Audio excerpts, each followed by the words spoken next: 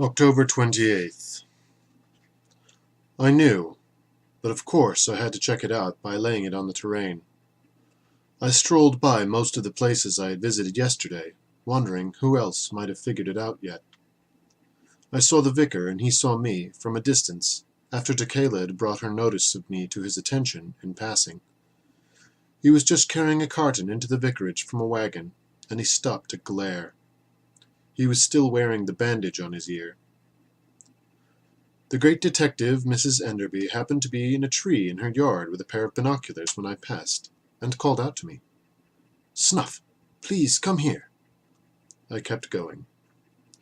The sun was shining intermittently through masses of clouds, yet more leaves, fallen and falling, were scudding in the breezes.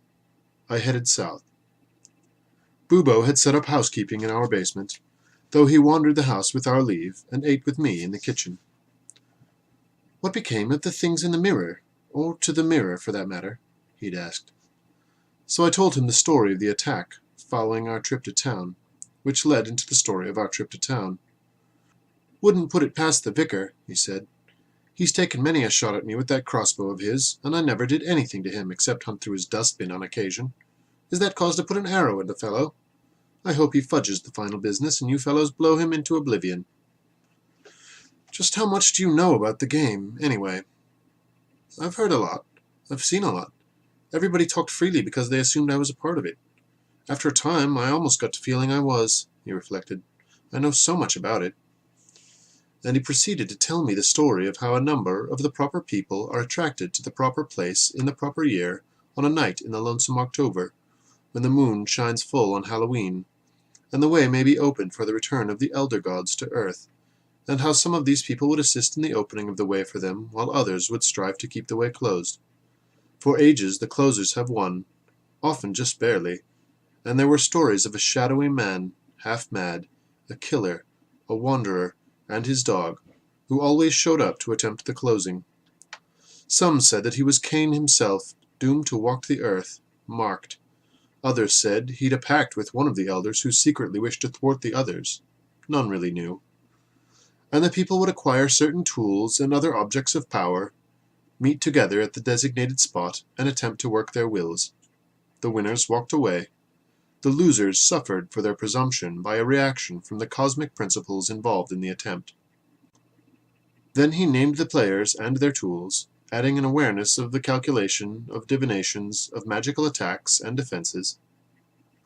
"Bubo," I said, "you have impressed me as few have impressed me, learning all that without giving yourself away." "Rats have strong survival instincts," he said. "I needed to know it to stay safe in this area." "No, you didn't," I said. "You could have remained out of it and gone about your business. The deception itself was a lot more dangerous." "All right. I got curious about all these cryptic comments I kept hearing. Probably too curious for my own good. What it was, I think, is that I enjoyed pretending I was playing too. I'd never done anything important before, and it felt good." "Come on," I told him. "Get up on my back, and I'll take you to see the gypsies. Good music and all." We stayed late at the camp. I don't have that many friends, and it was a good evening.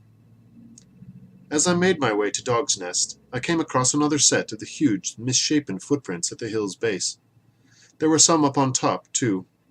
I wondered where the experiment man would go now that his home was destroyed.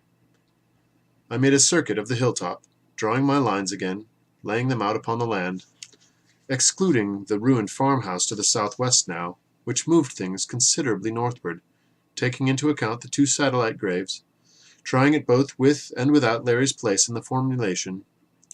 With it, it came to another nothing wilderness spot. Without it, however, came a place already touched by the high powers. I was standing on it.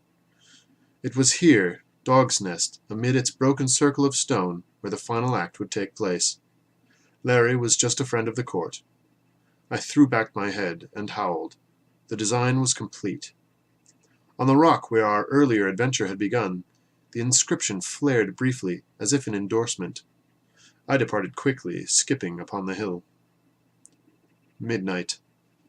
"I've found it, Jack," I said, and I told him Bubo's story. "And subtracting the good doctor leaves us atop my hill," I concluded. "Of course, the others will divine it within the next few days." and the word will be passed. True, I can only recall one time when no one figured it properly. My, that was long ago. Yes, and we all sat down to dinner together, made a joke of it, and went our ways. Such things are rare. Indeed. I think this will be a close one, Snuff. So do I, and it's been a strange one from the start. This quality may carry through. Oh, just a feeling. I trust your instincts. We must be ready for anything. Too bad about Jill and Greymock. I've decided I will stay friends with them to the end, I said. He squeezed my shoulder. As you would. It's not like Dijon, is it? I asked. No. Many odd things have happened this time around, he said. Stiff upper lip, friend. That's how I smile, I said.